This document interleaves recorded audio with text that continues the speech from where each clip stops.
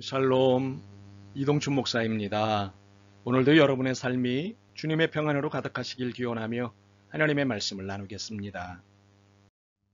오늘 말씀은 로마서 13장 1절에서 7절 말씀입니다. 이 말씀 중에 1절과 2절만 읽도록 하겠습니다. 각 사람은 위에 있는 권세들에게 복종하라. 권세는 하나님으로부터 나지 않음이 없나니 모든 권세는 다 하나님이 정하신 바라.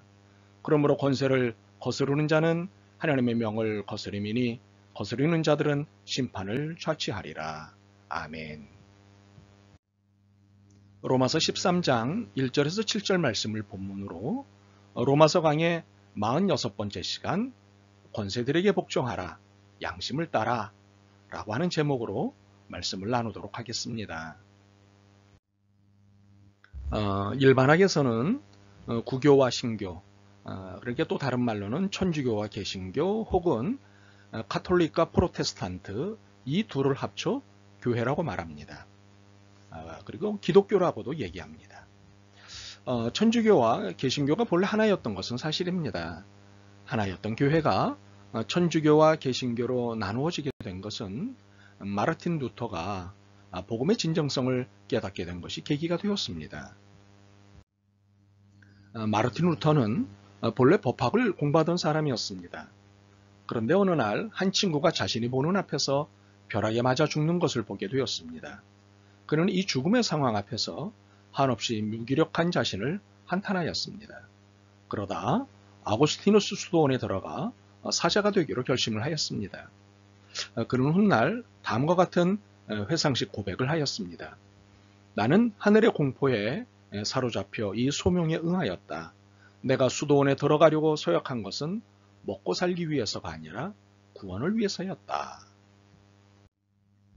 루터는 사제가 된 뒤에도 자신의 구원 문제에 유독 관심이 많았습니다.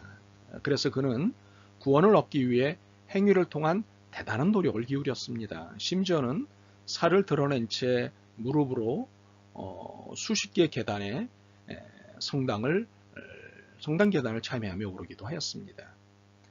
이처럼 자신의 구원을 행위를 통해 얻어보려는 노력을 기울이던 루터에게 구원의 대역사가 일어났으니 1515년 10월부터 1516년 9월까지 강의하게 된 로마서를 통해서였습니다. 루터는 로마서를 통해 의롭게 되는 것은 행위가 아니라 믿음을 통해서라는 사실을 깨닫게 되었습니다. 결국 이 깨달음이 기폭제가 되어 종교개혁 운동을 하게 되었고 교회가 천주교와 개신교로 나뉘게 된 것입니다. 이를 두고 천주교에서는 개신교가 천주교에서 갈라져 나왔다고 합니다. 그러나 개신교에서는 이 일을 성경으로 복음으로 돌아간 일이요 당연한 일이라고 합니다. 이렇게 루터는 개신교의 시작이기 때문에 그의 사상은 개신교 신학의 큰 기준이 됩니다. 특히 그의 로마서 주석은 기준 지침이 됩니다. 그런데 그가 로마서를 주석하면서 결정적으로 실수를 한 부분이 있습니다. 바로 오늘의 본문입니다. 루터는 자신의 종교개혁 운동이 지지를 받기 위해서는 힘이 필요했는데 그 힘이 귀족들에게 있다는 것을 알았습니다. 당시 귀족들은 교회에 대해 불만이 많던 사람들이었습니다. 때문에 루터를 도왔던 것이죠. 이렇게 귀족들의 이해와 루터의 이해가 맞아떨어져 종교개혁 운동이 힘을 얻을 수 있었습니다. 그러나 이때부터 루터에게 한낱 기대를 걸었던 농민들, 즉 지주인 귀족들로부터 착취를 당하던 농민들에게는 슬픈 일이 되고 말았습니다. 루터는 1525년부터는 아예 농민들에게 동조하지 않았습니다. 그리고 오늘의 본문인 권세들에게 복종하라는 말씀에서 권세들이 황제, 왕, 귀족, 지주들이라고 해석하여 선포하고 주석하였습니다. 결국 루터를 따르던 농민들은 자신들을 이해해주는 토마스 민처를 따르게 되었습니다. 민처는 세속 권력인 국가의 도움을 받아 종교개혁을 하는 루터에 항거한 과격주의 종교개혁자였습니다. 그는 성경이 말하는 종말론적 소망을 지상에서 이룰 수 있는 방법은 혁명적이어야 하고 예수님의 윤리명령은 과격한 것이기에 이를 과격하게 실천해야 한다고 주장하였습니다. 그래서 하나님의 백성들은 폭력을 사용해서라도 정의를 실현해야 한다는 입장이었습니다. 이에 농민들이 동조하였고 이것이 그 유명한 농민전쟁입니다. 이러한 민초의 주장과 농민전쟁에 대해 루터는 국가와 귀족의 편을 들었고 오늘의 본문을 이용하여 권세들에게 복종할 것을 종용했습니다. 그리고는 농민들이 말을 듣지 않으면 그들을 무력으로 다스려도 된다고 강도 높게 선포하였습니다. 결국 농민전쟁은 무력으로 제압되었고 농민들은 무수한 피를 흘렸습니다. 과연 우리는 루터에 대해 어떤 평점을 주어야 할까요? 각 사람은 위에 있는 권세들에게 복종하라. 권세는 하나님으로부터 나지 않음이 없나니 모든 권세는 다 하나님께서 정하신 바라. 이 1절 말씀을 루터가 해석한 대로 적용해야 하는 것일까요? 루터는 우리 모두를 바른 길로 인도한 종교개혁자인데 과연 틀린 말을 했을까요? 우리가 오늘 본문을 이해하기 위해서 잘 알아야 할 것이 있습니다. 그것은 말씀은 원칙이라는 것입니다. 말씀이 원칙이라는 것은 절대 불변의 자리에 말씀이 있다는 것입니다. 그래서 누구나 말씀이 정한 원칙에 의해 살아야 합니다. 만약 원칙에 어긋난 생각이나 행동을 하게 될 경우 그의 생각이나 행동은 제재를 받게 됩니다. 이것은 예외 없이 모두에게 해당되는 적용입니다. 오늘의 말씀에 따르면 각 사람은 권세, 즉 국가에 복종해야 합니다. 거스린다면 2절 말씀대로 하나님의 명을 거스리는 것이 되기 때문에 심판을 자초하게 될 것입니다. 그런데 이것은 권세에게 복종해야 하는 각 사람에게만 해당되는 것이 아닙니다. 권세자들도 자신들에게 권세를 주신 하나님께 복종해야만 합니다. 왜냐하면 권세자는 하나님께서 친히 세우셨기 때문입니다. 그러므로 권세자가 하나님께 복종하지 않는다면 이는 각 사람들이 심판을 자취하는 것과 똑같이 하나님의 심판을 자취하게 되는 것입니다. 그러므로 오늘의 말씀의 본래적 의미 또는 원칙은 하나님께 복종하는 권세자에게 복종하라는 것입니다. 그런데 우리는 여기서 고민스러운 질문을 갖게 됩니다. 권세자들 중에는 하나님을 믿지 않는 이들도 있는데 이들을 왜 권세자로 세우시는 것이냐는 질문과 하나님께 복종한다는 것이 무엇이냐는 질문입니다. 우리는 오늘의 본문에서 권세자가 되는 조건을 볼 수 없습니다. 더욱이 하나님을 믿어야 권세자가 될 수 있다는 조건을 볼 수 없습니다. 그도 그럴 것이 하나님을 믿어야 한다는 조건은 성경 어디에도 없습니다.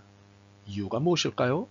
세상은 하나님의 절대 주권하에 있기 때문입니다. 하나님의 사용법이기 때문입니다. 그러므로 이 문제는 오직 하나님이 어떻게 쓰시느냐의 문제일 뿐 우리가 관여할 바가 아닙니다. 4절에 그는 하나님의 사역자, 하나님의 일꾼, 이 사역자가 되어 내게 선을 베푸는 자니라는 말씀을 눈여겨보시기를 바랍니다. 어떤 권세자라 할지라도 그들은 하나님의 소유요 도구라는 사실입니다. 그러면 권세자들은 하나님께 어떻게 복종하는 것일까요? 각 사람에게 선을 베푸는 것으로 복종하는 것입니다. 4절에서 보는 대로 그는 각 사람에게 선을 베풀기 위해 하나님이 택한 도구입니다. 그가 선을 베풀지 않으면 그는 하나님의 도구로서의 역할을 하지 않는 것이 됩니다. 그러므로 선을 베푸는 역할을 제대로 감당하지 않을 경우에 하나님은 그를 폐위시키시는 겁니다. 그러므로 분명한 것은 우리의 권세자를 향한 기본적인 태도는 그를 두려워해야 하고 존경해야 한다는 것입니다. 그러나 그들이 선을 베푸는지의 여부가 복종이라는 행동의 여부를 결정한다는 사실 또한 기억해야 합니다. 그러나 여기서의 복종은 선을 베푸는지의 행동을 지켜보고 나서 하는 것이 아닙니다. 우선 복종을 해야 합니다. 그러면서 선을 베푸는 일이 나타나지 않으면 복종을 접고 다시 선을 베풀도록 저항을 하는 것입니다. 이 순서가 바뀌면 안 됩니다. 그래서 우리가 복종을 할 때 우선 복종한다는 원칙을 지켜야 합니다. 그리고 이 복종은 자발적이어야 합니다. 5절에 보시면 그러므로 복종하지 않을 수 없으니 진노 때문에 할 것이 아니라 양심을 따라 할 것이라. 양심을 따른다는 것은 자발적 복종을 말하는 것입니다. 억지로 하는 것이 아니라 스스로 하는 복종이어야 합니다. 그래서 국가를 위해 세금을 기쁘게 내고 권세자인 대통령을 두려움과 존경으로 대하는 것입니다. 7절이요. 모든 자에게 줄 것을 주되 조세를 받을 자에게 조세를 바치고 관세를 받을 자에게 관세를 바치고 두려워할 자를 두려워하며 존경할 자를 존경하라. 물론 하나님을 두려워하고 하나님께 복종하는 것과 동일해서는 안 됩니다. 그리스도인이기 때문에 하나님이 세우신 권세자들도 두려워하고 존경하고 복종하는 것입니다. 모든 것이 하나님이 쓰시는 도구이기 때문입니다. 그렇기에 그리스도인은 양심을 따라 선을 베풀지 않는 권세자들을 향해 저항해야 하는 의무도 갖고 지고 있는 것입니다. 바라기는 그리스도인으로서의 이러한 책임과 의무가 있음을 기억하고 이를 삶의 자리에서 정의롭게 실천했으면 좋겠습니다. 이것이 우리 안에 두신 양심을 따라 사는 것입니다. 아멘. 주님, 그리스도인으로서의 국가에 대한 의무와 책임을 깨달았습니다.